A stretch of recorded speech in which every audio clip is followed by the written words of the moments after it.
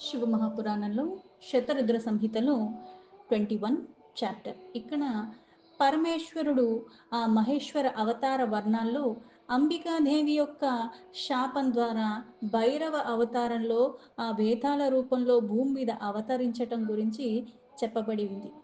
నందీశ్వర ఉవాచ అత ప్రీత్యా శృణు ముని అవతారం పరమం ప్రభోః శంకరస్యాత్మా భూపుత్ర శృణవతాం సర్వకామధం. నందీశ్వరుడు మళ్ళీ ఇలా చెప్తున్నాడు, ఓ ముని, ఓ బ్రహ్మపుత్ర, ఇప్పుడు ఆ పరమేశ్వర యొక్క శ్రేష్టమైన అవతారాల్లో ప్రీతిపూర్వకంగా ఇంకా చెప్తున్నాను విను. ఏది వినటం ద్వారా సకల కోరికలు కూడా పూర్ణమైపోతాయి, అంటే కోరికలన్నీ నెరవేరిపోతాయి. ఏకదా మునిషార్ధూలా గిరిజా శంకరావుభౌ విహర్తు కామో సంజాతో స్వేచ్ఛయా పరమేశ్వరో. ఓ మునిషార్ధుల, ఈ శార్దుల నరశార్దుల మునిషార్దుల అని వినిపిస్తూ ఉంటాయి. అంటే ఇక్కడ చాలా నైపుణ్యంతో కలిగి ఉన్నవాళ్ళు అన్ని రకాలుగా కూడా. ఒకానొక సమయంలో ఆ పరమేశ్వరుడు, ఆ శివ, అలాగే గిరిజ పార్వతీదేవి ఇద్దరు కూడా ఇచ్ఛానుసారం చక్కగా విహరిస్తూ ఉన్నారు. ఒకళ్ళ మీద ఒకళ్ళు పరస్పర పారవశ్యంలో వాళ్ళు చక్కగా ఆ విహారాన్ని కొనసాగిస్తున్నారు. భైరవం ద్వారపాలం చ కృత్వాభ్యాయంతరమాగతో నానా సఖిగణేహ ప్రీత్యా సేవితో నరశీతలౌ.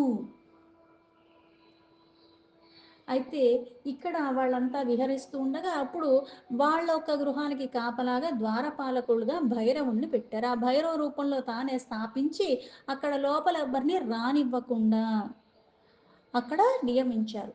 ఇక్కడ వీళ్ళిద్దరూ కూడా ఆనందంగా సమయాన్ని గడుపుతూ బోల్డ్ మంది సేవకులు వాళ్ళందరికీ సేవ చేసుకుంటూ ఉన్నారు.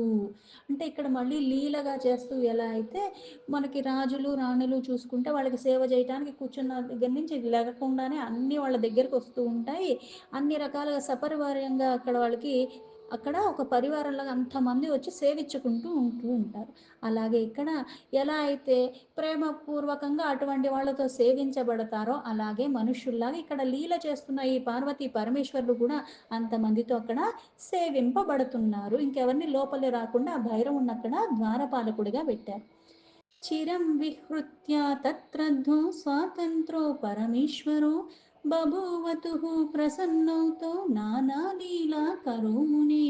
ఓ ముని, ఈ ప్రకారంగా అక్కడ చాలా కాలం వరకు విహారంగా ఉంటూ ఇలా లీలలు చేస్తున్న పార్వతీ పరమేశ్వరులు చాలా స్వాతంత్రులు, అన్ని వాళ్ళ ఆధీనంలో ఉన్న అన్నిటి మీద అధికారం కలిగిన వాళ్ళు, అన్నిటికీ ఆధారమైన వాళ్ళు. ఒకళ్ళు ఇట్లా ఒకళ్ళు చక్కగా ఉన్నారు, పైగా వీళ్ళు స్వాతంత్రులు అంటే ఒక దాని మీద ఆధారపడని వాళ్ళు. ఈ లీలలు చేస్తూ ఆ పరమేత్తులు చాలా ఆనందంగా ఉన్నారు. ఇలా ఆనందంగా ఉన్నప్పుడు అతోన్మత్త కృతిర్దేవి స్వాతంత్ర లీలయ శివ ఆగత ద్వారి తద్రూప ప్రభురాజ్ఞామ వాపస. ఇక్కడ అంత ఆనందంలో ఉన్న ఆవిడ చాలా స్వతంత్రురాలు. అందుకు నా పరమేశ్వరి లీల చేయటంలో భాగంగా ఆ ఉత్తమమైన వేషాన్ని ధరించి ఆ పరమేశ్వరుడు యొక్క ఆజ్ఞ మేరకు మనకి ఇక్కడ కాదు ఎక్కడ చూసినా సరే ఏ ఒక్క కార్యం చెయ్యాలంటే ఆవిడ్ని ఈయన స్మరించటం, ఈయనని ఆవిడ స్మరించి తప్పితే ఆ కార్యాన్ని చెయ్యరు. అలాగే ఇక్కడ ఇద్దరూ ఆనందంగా ఉన్నారు. లీల చేయటంలో భాగంగా ఆ పరమేశ్వరుడు యొక్క ఆజ్ఞతోనే మళ్ళీ ద్వారం దగ్గరికి వచ్చింది. అంటే ద్వారం దగ్గర ఉన్న భైరవుడికి ఎవరిని లోపలికి రానివ్వకుండా అనుమతి ఇవ్వకుండా పెట్టారు. ఇక్కడ లోపలే వీళ్ళున్నట్టుగా, అంటే ఈవిడ ఆ రూపం కాని రూపంలో అక్కడికి వచ్చి నిలబడింది.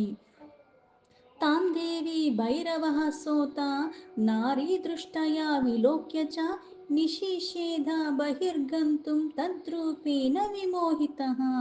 ఇక్కడ దేవి సాధారణమైన స్త్రీలాగా వచ్చింది. అయితే లోపలికి వెళ్ళటానికి ఎవరికీ అనుమతి లేదు కాబట్టి ఆ భైరవుడు ఆ దేవిని కూడా ఒక సామాన్యమైన స్త్రీలానే చూశాడు. అందుకు నా రూపాన్ని ఇలా చూస్తూనే ఉండిపోయాడు. మళ్ళీ మాయామోహానికి లోబడిపోయాడు. అయితే ఇక్కడ ఆవిడికి లోపలికి వెళ్ళటానికి వీలు లేకుండా ఆపుతున్నాడు. నారీ దృష్ట్యా సుదృష్టా సా భైరవీన యథామునే క్రుద్ధ్రా భావచ్చివాదేవి తం శశాప తథాంబిక. ఆ ముని అప్పుడు ఆ దేవి ఒక సామాన్య స్త్రీ అన్న భావంతోనే చూశాడు. ఈవిడకి కోపం వచ్చేసింది. అంటే ఇప్పుడు సాధారణ మానవుల్లా చూడటం అంటే ఏంటి అంటే పైకి కిందకి ఆరిపారి చూసినట్టుగా చూశాడు. ఇక్కడ మళ్ళీ ఒకటి అర్థం చేసుకోవాలి అంతర్లీనంగా. ఆ పరమేశ్వరుడు యొక్క ఆజ్ఞతో వచ్చింది. పైగా భైరవ రూపంలో ఆయన ఉంటే భైరవి రూపంలో ఈవిడ ఉంటూనే ఉంటుంది. లీల లీల అని చెప్పేదక్కడే.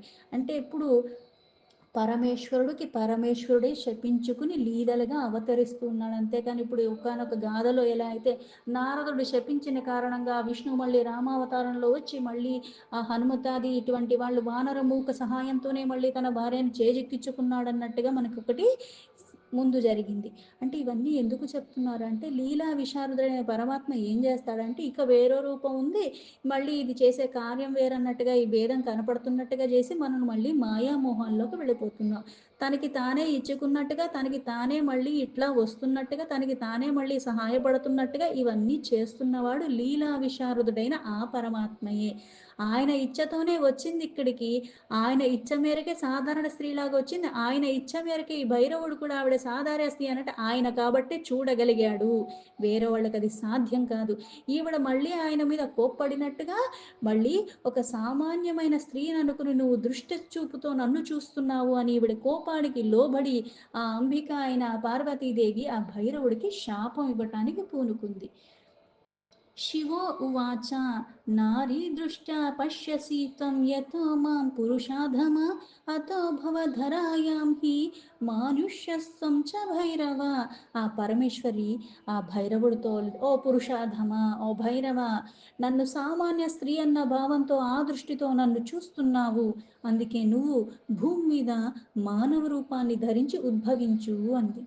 నందీశ్వర ఉవాచ ఇతత్తం యదభావాచ్చప్తో భైరవః శివయా ముని హాహాకారో మహానాసి దుఃఖమాపాసలీలయా. నందీశ్వరుడు మళ్ళీ ఇలా చెప్తున్నాడు ముని. ఈ ప్రకారంగా పార్వతీదేవి ఎప్పుడైతే భైరవుణ్ణి శపించేసిందో అక్కడ హాహాకారాలన్నీ చెలరేగిపోయాయి. పార్వతీదేవి యొక్క లీల భైరవుడు అత్యంత దుఃఖానికి లోబడిపోయాడు. తతశ్చ శంకరः శీఘ్రం తమాగత్య మునీశ్వర భైరవం హి నానాను నయకోవిదః. ఓ మునీశ్వర దీని తర్వాత ఎన్నో రకాలుగా ఇక్కడ వినయపూర్వకంగా ఆ పరమేశ్వరుడు త్వరగా అక్కడికి రావటం భైరవుడికి కలిగిన ఆ అలజడిని ఆ బాధను మళ్ళీ తొలగిచ్చాడు. తచ్చాపాద్భైరవः సోతా శీతావావతరన్మునే మనుష్యయోన్యం వైతాళ సంఖ్యకః శంకరిచ్చయా. ఓ ముని, ఆయన ఎప్పుడైతే ఆయనకు కలిగిన భైరవుడికి కలిగిన అస్వస్థను తొలగించాడో ఆ పరమేశ్వరుడు ఆ శాపాన్ని ఆ పరమేశ్వరుడు ఇచ్చతోన భైరవుడు మళ్ళీ భూమి మీద మనుష్య యోనిలో ఆ వేతాళ అన్న నామతో ఉద్భవించాడు. तत्स्नेहतः शिवः सोऽपि शीतावावतरद्विभुः శివాయ సహ సల్లీలో లౌకికీం గతిమాశ్రితః. ఇలా లౌకిక గతిగా ఆశ్రయించి ఆ గ్రహణ చేసుకున్న ఉత్తమ లీలలో భాగంగా ఆ పరమేశ్వరుడు ఇక్కడ పార్వతీదేవితో అక్కడ మళ్ళీ భూమి మీద అవతరించాడు.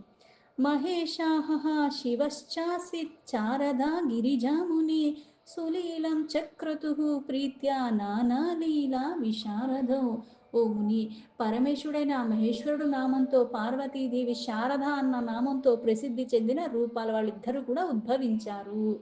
ఇలా ఎన్నో రకాల లీలలు చేయటంలో ప్రావీణ్యం కలిగిన వాళ్ళు వీళ్ళిద్దరూ కూడా ఉత్తమమైన లీలలు ఎప్పుడూ చేస్తూనే ఉన్నారు.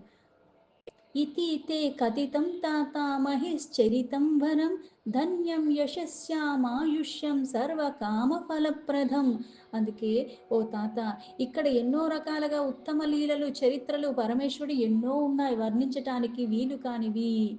అందుకున్నటువంటివన్నీ కూడా నేను మీకు వర్ణించి చెప్పాను. అంటే ఇది వర్ణన అన్నది వింటే ఏమవుతుందంటే ధనము, యశస్సు, ఆయువు అవన్నీ కూడా పైగా ఇవే కాకుండా సకల కోరికలు కూడా మనకి ప్రసాదింపబడతాయి, ఫలిస్తాయి అని. అంటే కోరికన్నది పరమాత్మ అయిపోయిన కారణంగా, అంటే ధనానికి, యశస్సుకి, ఆయువుకు అర్థం పర్థం చేకూరేలాగా మన జీవన విధానం ఉంటే ఇవన్నీ లభిస్తాయి.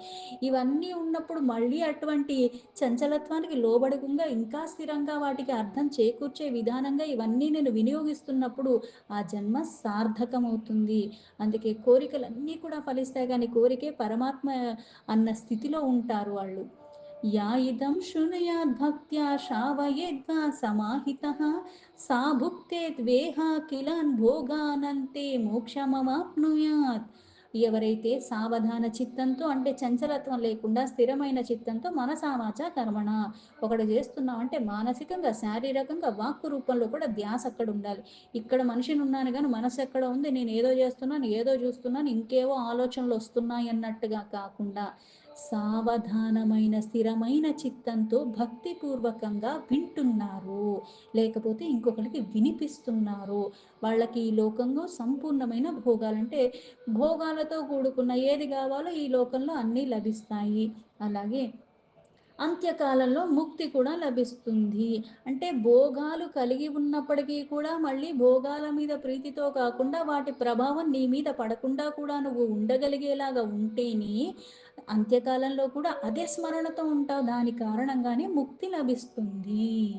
దీంతో శివమహాపురాణంలో శతరుద్ర సమేతలు 21 చాప్టర్ సంపూర్ణం.